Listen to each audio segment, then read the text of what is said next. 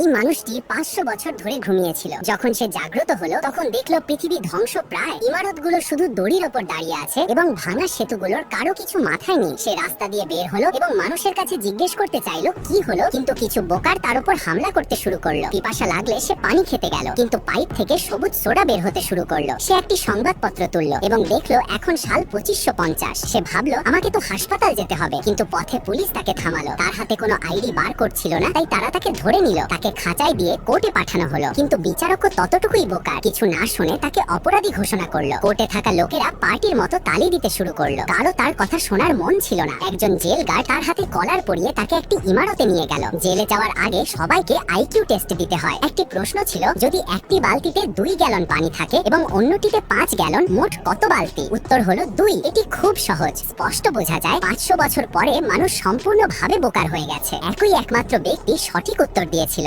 জেলের প্রথম দিনেই সে একটি শক্তিশালী পালানোর পরিকল্পনা করলো। সে একজন গার্ডকে কেঁদে বলল, আজ আমার রিলিজ ডে। গার্ড সত্যি বিশ্বাস